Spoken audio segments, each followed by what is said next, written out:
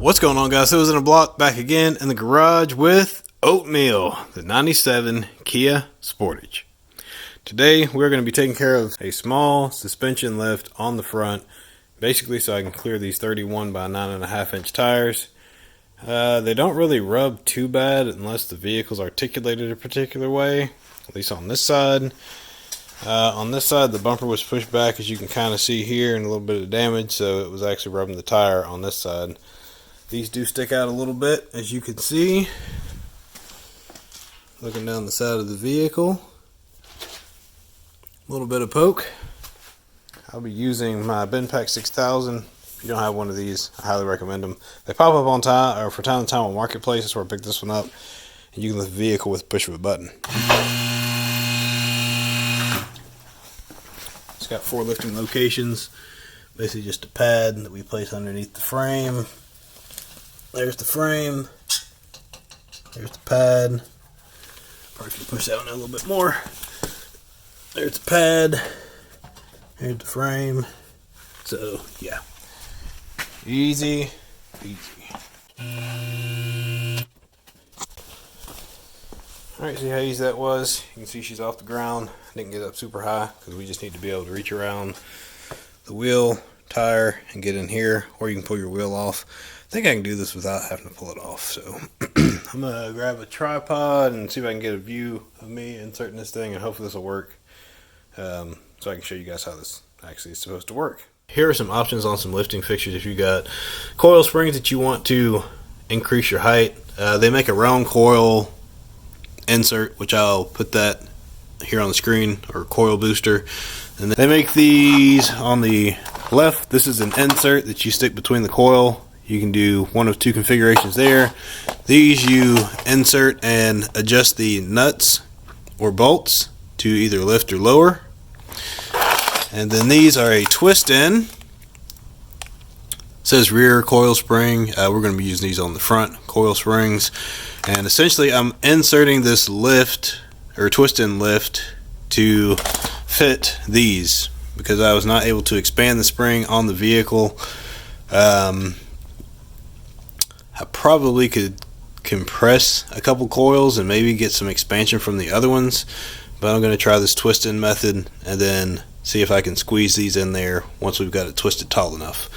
That is the plan. But just to give you guys an idea, these are the different options. They vary from about $8 to I think $16 depending on which ones you pick up.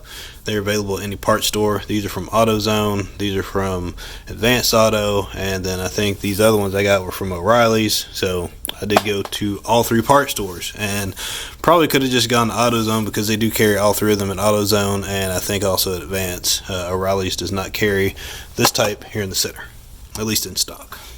Now if you see this is the twist in. So essentially you just put it between the coil like so, and then you rotate it clockwise and it'll rotate and expand the spring. And you do that once, and then you do it once this way and then twice that way. I believe that is a 1/2 inch, so we're going to get a 1/2 inch extension and probably a breaker bar, so we can properly insert this and twist it to increase the height of the spring. And then we're going to remove these, or we'll put the rubber booster in beside it. You don't have to remove these. I just wanted to put the rubber isolators in there because these obviously are cast, so if you have too much expansion they'll just roll out, where these have a little bit taller curb or taller profile, so they don't pop out as easy as these do when they're fully extended or fully inserted. So that way you can see it's got a little bit of a lip, but then when you roll to the top here, there's not a lot to keep that from hopping out compared to this, which is considerably taller. So there's that, your 1/2 inch extension or socket or ratchet right in there, and then you can twist it. It doesn't fit snug exactly, so I did try 3/4 and it doesn't fit either, so 1/2 inch is going to be your best bet. These either give you a 1 inch or 1.5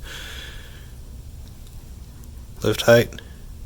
So these are made for restoring your springs original position. If your springs are worn out, in this case we're going to be boosting the spring position. There's also a large nut on the outside, as you can see there. I'll get the size on that, and you can twist it in with a wrench.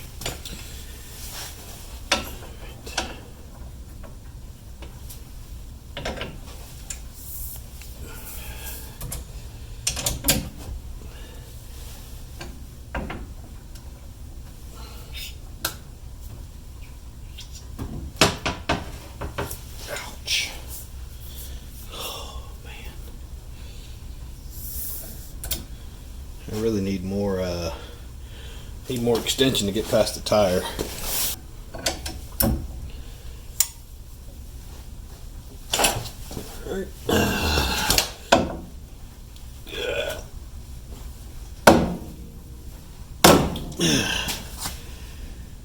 Okay, now you see the boosters in there.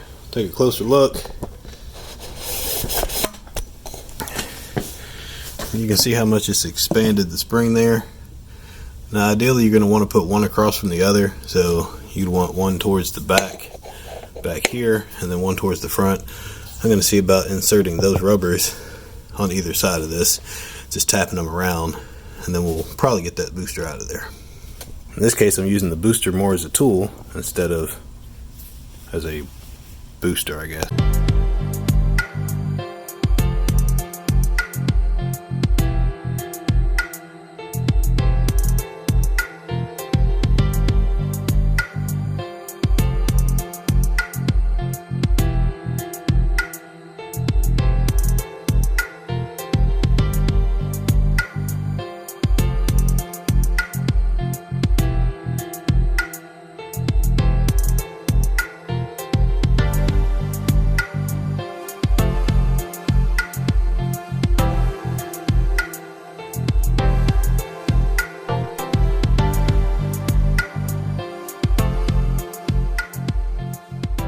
Okay, and there you have it.